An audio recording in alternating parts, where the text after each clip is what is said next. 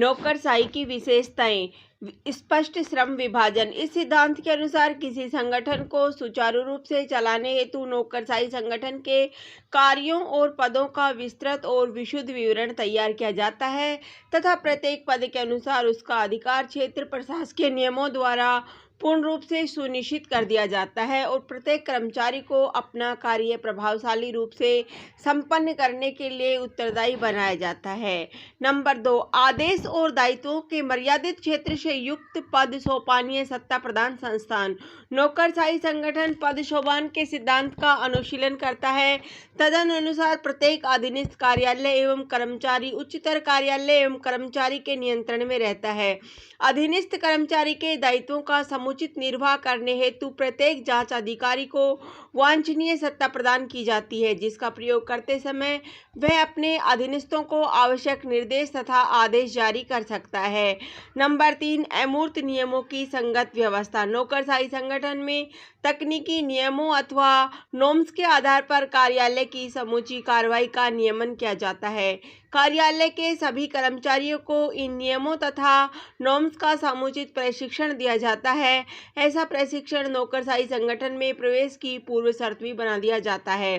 संगठन में अमूर्त नियमों की एक संगठन व्यवस्था होने के कारण कार्यों में एक रूपता बनी रहती है तथा विभिन्न कार्यों के बीच समन्वय करना सरल हो जाता है। नंबर 4, प्रत्येक कार्यालय के स्पष्ट परिभाषित। कानूनी रूप से प्रत्येक पद के कार्यों को परिभाषित व मर्यादित कर दिया जाता है ताकि कोई किसी के कार्यों में हस्तक्षेप न करे। नंबर 5, स्वतंत्र संविदा के आधार पर अधिकारियों की नियुक्ति। नौकरशाही संगठन में प्रत्येक कर्मचारी के साथ स्वतंत्र समझौता किया जाता है। कोई व्यक्ति किसी के दबाव या बाध्यता के कारण पद ग्रहण नहीं करता। नंबर 6, तकनीकी योग्यताओं के आधार पर प्रत्याशियों का चयन। नौकरशाही संगठन के कर्मचारी निर्वाचित नहीं होते वरन योग्यता परीक्षाओं द्वारा उनकी तकनीकी योग्यता जांचने तथा आवश्यक प्रशिक्षण संबंधी प्रमाण पत्र देखने के बाद उनकी नियुक्ति की जाती है। नंबर 7, वेतन एवं पेंशन का अधिकार। नौकरशाही संगठन में संगठन की आय के आधार पर कर्मचारी का वेतन तय नहीं किया जाता वरन पद सोपान में उसका स्तर, पद के दायित्व, सामाजिक स्थिति आदि बातों को ध्यान में रखकर तय किया जाता है। नंबर 8, पूर्णकालीन पदाधिकारी। नौकरशाही संगठन का प्रत्येक कर्मचारी अपने कार्यालय को अपना पूरा समय प्रदान करता है। अवैधानिक रूप से अथवा आंशिक समय में काम करने वाले कर्मचारी द्वितीय स्तर के माने जाते हैं। नंबर 9, आजीवन व्यवसाय। ऐसे संगठन में प्रत्येक कर्मचारी अपने पद को आजीवन व्यवसाय बना लेता है। वरिष्ठता या कार्य संपन्नता के आधार पर उसकी पदोन्नति होती रहती है। अधिकारीगण प्रशासन के साधनों का स्वामित्व नहीं करते। नौकरशाही संगठन का प्रत्येक पदाधिकारी प्रशासन के साधनों के स्वामित्व से अलग रहता है। वह अपनी पद स्थिति का विनियोग नहीं कर सकता। नंबर 11, औपचारिक निर्व्यक्तता की। वेबर के मतानुसार नौकरशाही संगठन के पदाधिकारी अवैयक्तिक व्यवस्था और औपचारिक रूप से स्थापित व्यवहार के नियमों के अधीन होते हैं। संगठन के भीतर या बाहर दूसरों के साथ व्यवहार में वे इन्हीं नियमों का पालन करते हैं।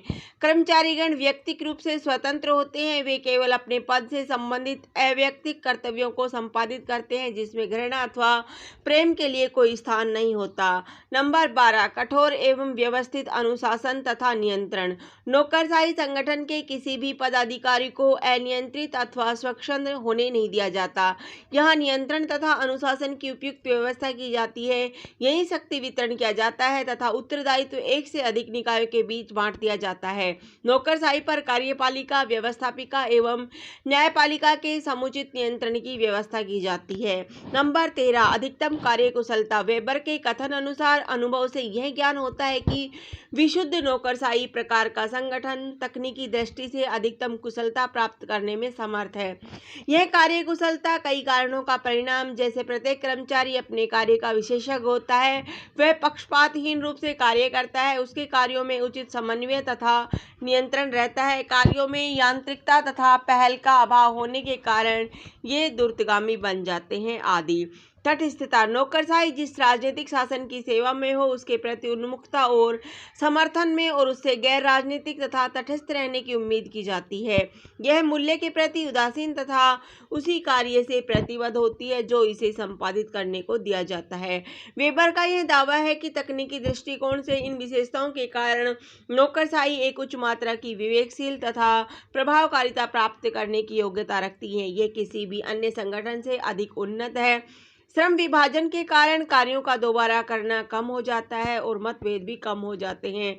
पद सोपान से केंद्रीय नियोजन, समन्वय, नियंत्रण तथा अनुशासन आसान हो जाते हैं। योग्यताओं के आधार पर भर्ती करने से ज्ञान का स्तर ऊंचा होता है और कार्य अधिक योग्यता से होता है। नियमों में मानवीकरण होता है जिसके कारण प्रयास अथवा मेहनत में बचत होती है। साथ ही नियमों के कारण यह आवश्यकता भी नहीं रहती कि प्रत्येक व्यक्तिगत समस्या के लिए एक नए सुझाव को ढूंढा जाए। इससे परिणामों की भविष्यवाणी की जा सकती है। निर्व्यक्तिता के कारण निरपेक्षता को प्रोत्साहन मिलता है और विवेकहीन कार्य, पक्षपात तथा भेदभाव को रोका जा सकता है। राजनीतिक अध्ययन तर्क शक्ति के प्रति अविवेक वचनबद्धता को सुरक्षित करता है। आदर्श प्रकार की नौकरशाही की इन विशेषताओं को वेबर ने प्राय-एशिया के प्रशासनिक सिद्धांतों और यूरोप के प्रशासनिक इतिहास से लिया, किंतु यह याद रखना चाहिए कि यह एक आदर्श प्रारूप है, लक्ष्य नहीं, जिसको विशुद्ध अथवा अभिशप्त रूप में वास्तविकता में नहीं पाया जा सकता। धन्यवाद। जय हिंद।